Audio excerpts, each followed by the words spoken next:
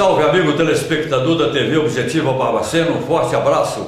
Hoje, hora e vez, os entrevistados. Desta feita, trazemos aqui nada mais, nada menos que o nosso queridíssimo professor Júlio Tadeu, profundo conhecedor, principalmente, que é a sua área, a sua praia, o vôlei e o vôlei de praia por excelência. Muito bom dia, professor. Bom dia, Milton, telespectadores da TV Objetiva. É muito prazer estar aqui de novo com você e vamos bater um papo aí sobre as Olimpíadas que acabaram de se encerrar agora no domingo, uma festa maravilhosa, ficamos orgulhosos de tudo que aconteceu aqui no Rio de Janeiro. Inclusive, nós gostaríamos de ter aquele colorido da vez passada com a Lunara, que a Lunara está se preparando, tenho certeza, sobre a égide, sobre o comando de Júlio Tadeu, virá breve uma grande jogadora também na praia. Exatamente, ela chegou do Espírito Santo no sábado, foi lá fazer um teste com a futura parceira dela para essa temporada agora de 2016, né, que a temporada do vôlei de praia é igual na Europa, né, ela começa no meio do ano e termina no meio do ano que vem, ela pega 2 anos, né, não é a temporada como é no Brasil, que se inicia no começo do ano e termina em dezembro, né, pega meio, né, a temporada do vôlei de praia, dos Opens, né, dos circuitos Open. E ela foi lá para ver se encaixa com uma garota lá do Espírito Santo e já retornou, a gente retorna aos treinos hoje. É oriunda do vôlei de quadra, ela tem tudo para agradar na praia também, que é qualquer luxo nosso. Exatamente, o vôlei de praia, como a gente já conversou sobre isso, está tomando uma proporção enorme, né, pela beleza plástica, pelo tamanho do litoral brasileiro, pelo clima, que é super favorável. Você vê na Europa, países como Finlândia, Noruega, Dinamarca, a própria Alemanha, que acabou de ser campeã no feminino, são países que o frio toma conta mais da metade do ano, são países frios, né? E mesmo assim tem um vôlei de praia super desenvolvido. Por que não o Brasil, com esse território, com 8.000 quilômetros de litoral, com um país tropical, com um clima totalmente favorável, né, e com uma paixão enorme pelo vôlei, né, e o vôlei de praia não deixa de ser um braço do vôlei de quadra. E não tenha dúvida, nós vamos explorar bastante, professor Júlio Tadeu, o fim, crepúsculo, final das nossas Olimpíadas. Na sua ótica, como é que o Brasil se comportou?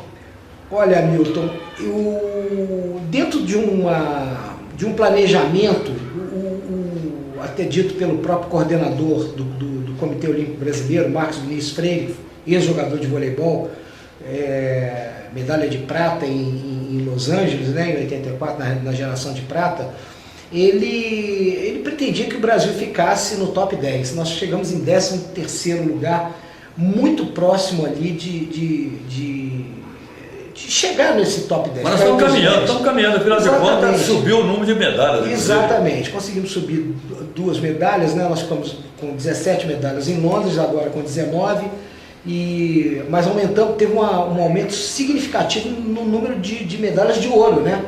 Ficamos com 7 medalhas de ouro e tivemos algumas ali batendo na trave, o caso da Ágata e da Bárbara, que ficaram com a prata. O próprio futebol feminino. O futebol feminino, que acabou não entrando no pódio, né?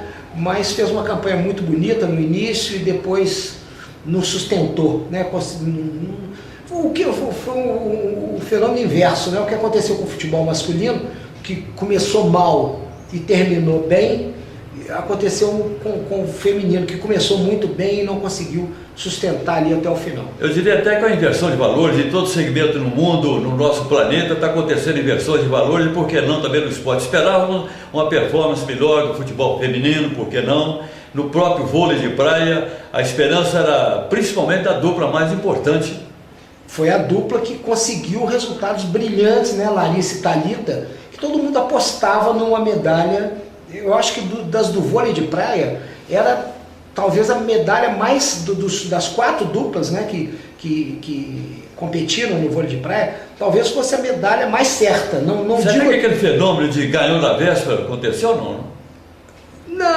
Não acredito não. Eu acredito num certo, como a gente pode dizer, enfastiamento. Elas ficaram meio enfastiadas, elas jogaram as etapas, ganharam muitas etapas antes, ganharam o circuito nacional, até se privaram de participar de algumas competições em prol de chegar num nível técnico melhor na Olimpíada, para não haver aquele desgaste que poderia haver, mas não deu muito certo. Eu achei, principalmente a Larissa, que é uma jogadora muito aguerrida, muito, vamos colocar entre parênteses, é uma jogadora que briga muito. Ela inclusive, ela chega a brigar até às vezes com a própria parceira, com aquele intuito de vencer, ela cobra muito da parceira. Eu achei a Larissa um pouco apática no jogo, aí não rendeu o que podia ser o que era esperado. E a Thalita também, com muita dificuldade para virar as bolas. Eu achei a equipe sem muita alternativa tática, jogando só com uma bolinha na ponta, não tinha uma bola por trás, como por exemplo a Agatha e a Bárbara fizeram durante o campeonato, que tinham sempre uma bola, uma puxada por trás. Os golpes todos, por exemplo, o jogo era muito em cima da Bárbara, e ela, muito habilidosa, com a canhota, ela com todos os golpes, um golpe forte no meio, uma bola forte para diagonal, e as largadas, que ela era muito boa nas largadas, é muito boa. E eu achei que a Thalita não jogou com todos esses golpes, ela jogou atacando forte o tempo inteiro e foi, de uma certa forma, bloqueada com uma certa facilidade. E o esporte propicia essas nuances, né? É aquele que desespera acontece. E veja você que o nosso vôlei de quadra com o Bernardinho, 2 derrotas, então achávamos inclusive que não chegaria no pódio. Exatamente. Perdeu para os Estados Unidos, que eu até achava que iria vencer a Itália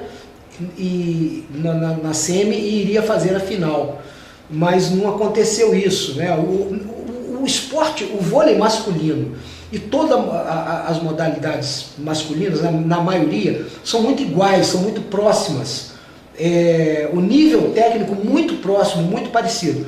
O feminino, às vezes, você ainda consegue uma certa disparidade. Por exemplo, quem é bom, às vezes está bem acima daquele que não está, vamos colocar, no nível mediano. Às vezes a diferença é muito grande. No masculino isso não ocorre. Bernardinho mesmo diz que 8 seleções poderiam ser campeões olímpicas.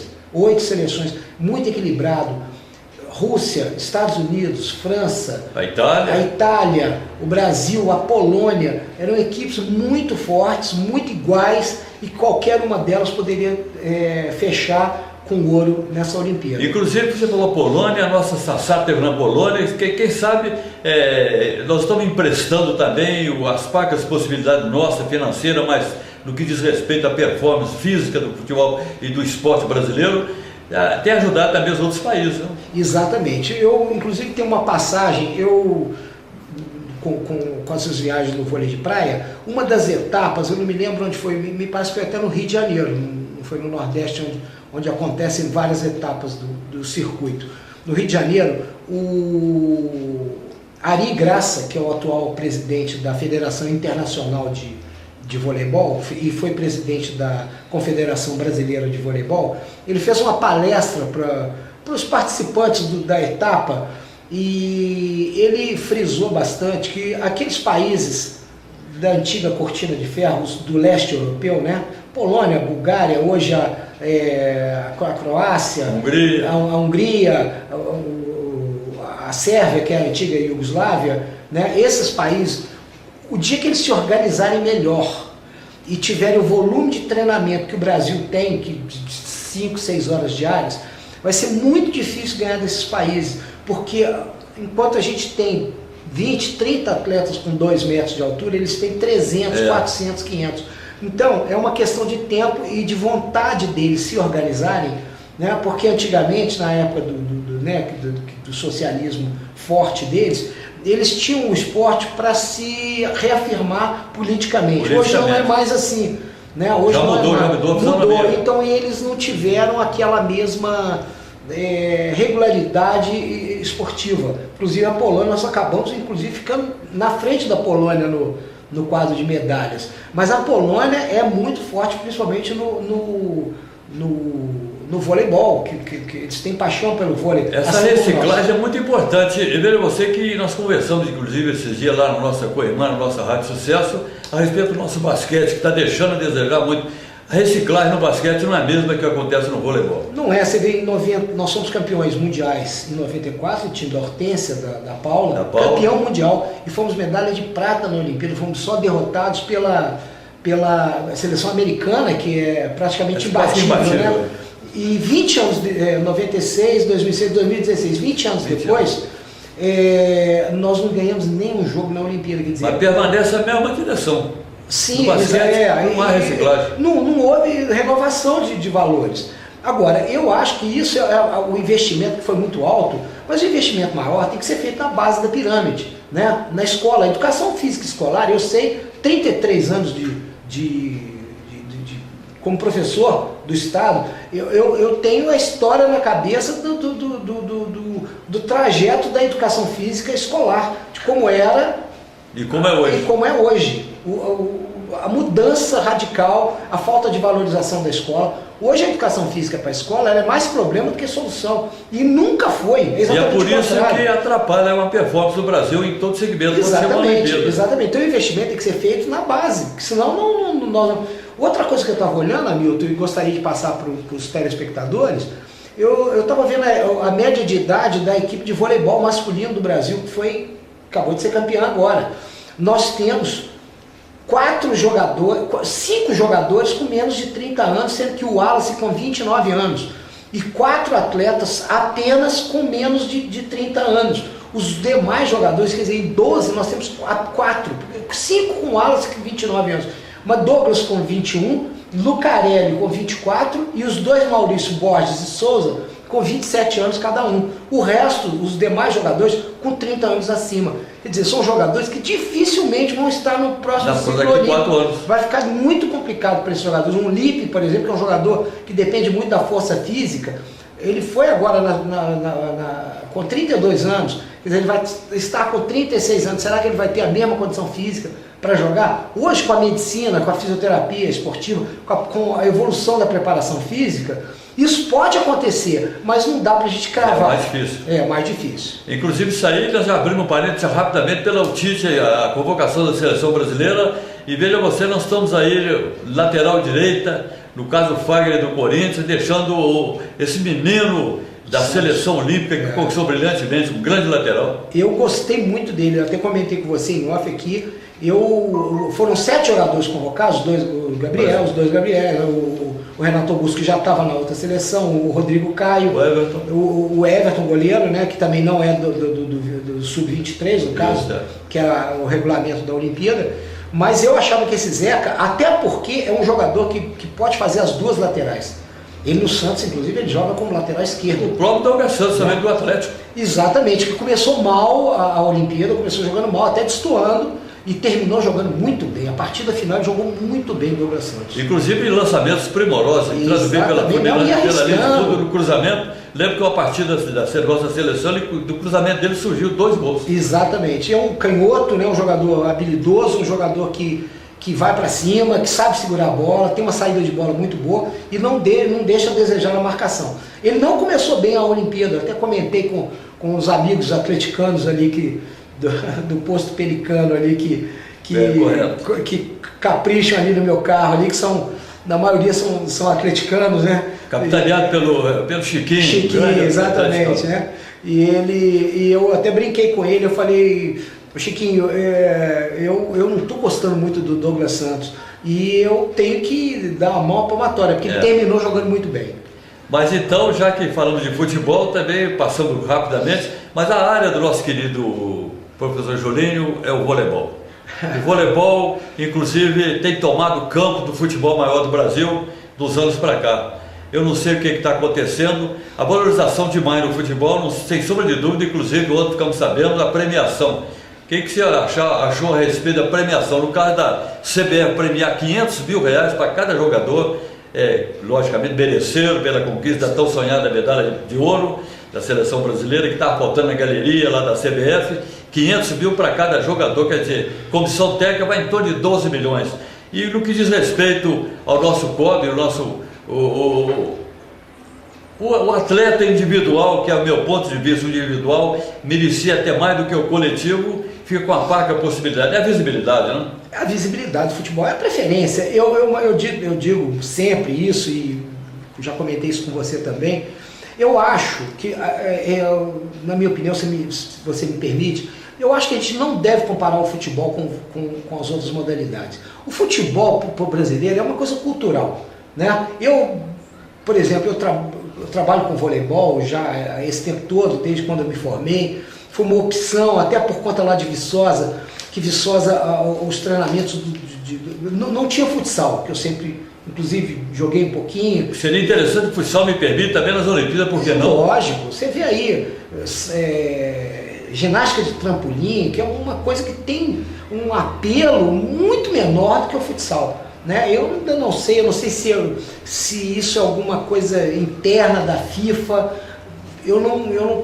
Se realmente eles alegam que o número de confederações é menor do que o número exigido, você tem que ter um número de 70, 80 confederações organizadas. Por exemplo, na China, na Arábia, os jogadores daqui do Brasil, quando vão para esses dois países, eles não precisam fazer nem a transferência deles. Eles podem ir lá e jogar na China e na Arábia, porque lá não tem uma confederação organizada e regularizada. É a organização que está faltando. Organização, acredito que seja. Nós temos países aí, a Espanha, a Itália, o Brasil, os países aqui da América do Sul, Portugal, mas aqueles países que eram o Cazaquistão, eles estão se organizando muito com o futsal, mas ainda carecemos de confederações mais organizadas para entrar para que o futsal se vire olímpico. Mas como eu estava te dizendo a respeito do futebol, o futebol é cultural, né? O poder aquisitivo do futebol é muito maior, os patrocinadores do futebol são muito maiores. O futebol pode pagar esse valor, as outras modalidades não podem. O repasse que foi feito do governo para o Comitê Olímpico e própria arrecadação do Comitê Olímpico, o Comitê Olímpico tem uma parcela nas loterias, né? Principalmente nas loterias que arrecadam mais, o caso da Mega Sena e tantas outras. Eles têm uma parcela que é o meio de vida do comitê, para eles poderem organizar e o Brasil ter as equipes representativas disputando igualdade de condições com os países mais desenvolvidos, né? Então o futebol pode pagar isso, os patrocinadores do futebol são muito fortes. E é uma questão de honra também. A gente aqui dentro do Maracanã, né? Será que a gente, né, aconteceu aquele fiasco aí, reatar aquela imagem do nosso futebol. Exatamente, nós conseguimos, foi um jogo dificílimo, duríssimo, né? A Alemanha meteu 3 bolas na trave, nós passamos um certo aperto ali a Alemanha é cirúrgica, né? Eles não estavam, o Brasil controlando bem o jogo, mas eles fizeram 2, 3 ataques ali e criaram situações muito mais próximas de marcar do que o Brasil. Eu acho que valorizou muito. Se em 2014 a Alemanha, naquele fiasco do Brasil de 7-1, não teve a valorização do adversário, desta feita o Brasil, eu diria que essa medalha de ouro tem um valor dobrado pelo adversário. Que eu falo muito, Hamilton, você até citou aí do futebol, eu acho que o Brasil, aquele fiasco, né, contra a Alemanha, acho que o Brasil achou que ia matar o jogo com uma certa facilidade ali, porque entrou muito diferente do que deveria ser. Eu acho que o estudo, eu não sei, eu fico no voleibol, a gente estuda muito o adversário. O vôlei de praia estuda muito quais são os golpes, por onde o adversário vai te atacar, quais são os pontos fortes e fracos, o que você tem que anular, o que você tem que aproveitar. Eu não sei se o futebol faz tanto isso. Eu vou muito ao Rio, acompanho os treinamentos, até, se me permite, eu vou muito ao Fluminense, estive até agora nas Olimpíadas, eu fui lá ver a Sassá treinar lá no Fluminense, estive com ela lá, até, né, o pessoal lá do Fluminense recebeu a gente muito bem, o preparador físico do Fluminense, que é o meu xará, Júlio Pastori, ele nos recebeu super bem, e ele foi até meu professor no curso de vôlei de praia em Maringá, e a Sassá me recebeu muito bem, batemos um longo papo lá, e eu acompanho muitos treinamentos de futebol, por gostar muito, por ser um brasileiro apaixonado por futebol como todos, né? E eu chego a dizer que o voleibol foi onde eu me encontrei como técnico, tem uma certa tradição inclusive na minha família, que você bem sabe, né? E é um esporte, e na época que eu era adolescente, não tinha esse negócio, você joga futebol, você joga vôlei, você joga basquete, a gente jogava tudo, você corria atrás de tudo. Tem de tudo, a gente fazia tudo, a gente jogava futebol, vôlei, basquete, handball, tênis de mesa, que era o ping-pong, a gente corria, a gente fazia tudo, né? Não é especializado como é hoje. Principalmente tinha uma cobrança no Del Maria, o rei. Exatamente, não, na escola, aquele garoto que tinha aptidão para o esporte, ele fazia todos os esportes, e não era 1, 2, 3, não, todo mundo praticamente fazia tudo, né? Hoje que ficou bem especializado, e aliás uma especialização muito precoce, que inclusive não é benéfico, né? Eu acho que quando você aumenta o leque motor do menino, né, as experiências motoras dele, ele lá na frente vai ser melhor.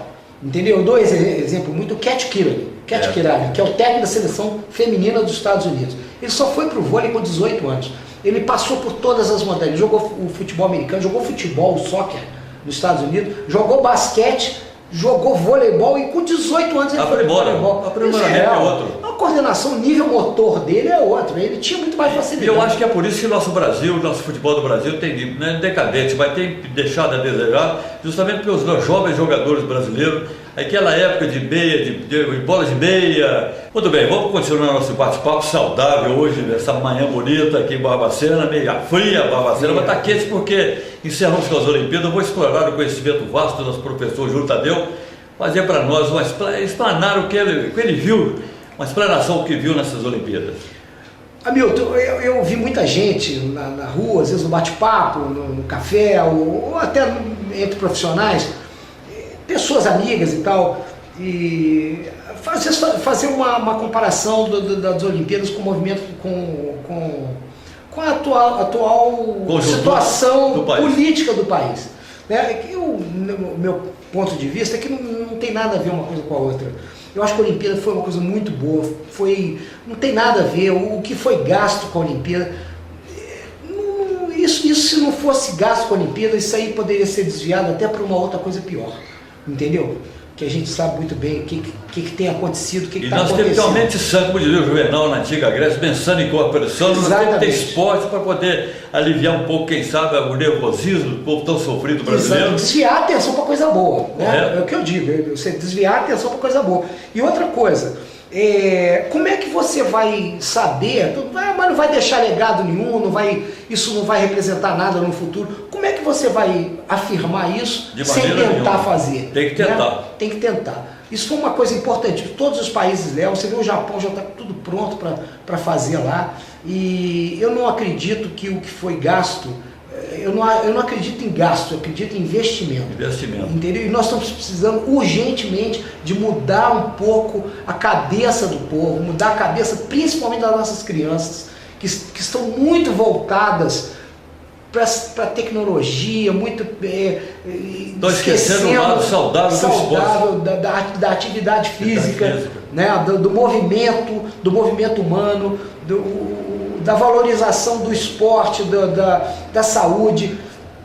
Você vê um dos grandes problemas hoje da humanidade é a obesidade infantil. Você vê crianças com hábitos alimentares horríveis, sem o hábito da prática esportiva, entendeu? Então, o que eu quero dizer é o seguinte, que eu acredito muito no legado das Olimpíadas. Eu acho que vai ser muito bom, eu acho que vai deixar muita coisa plantada e que vai realmente haver uma mudança, e que quem tem a caneta, né, que precisa de delegar, de fazer as coisas, que façam de modo correto, que criem a oportunidade dos profissionais de educação física trabalharem de uma forma melhor e mais valorizada, né, e que mude a cabeça daqueles que dirigem as escolas, porque sem eles não tem iniciação esportiva. O tripé sustentável que qualquer nação que queira, né, desenvolver, sem sombra de dúvida, está na educação, saúde e esporte. Exatamente.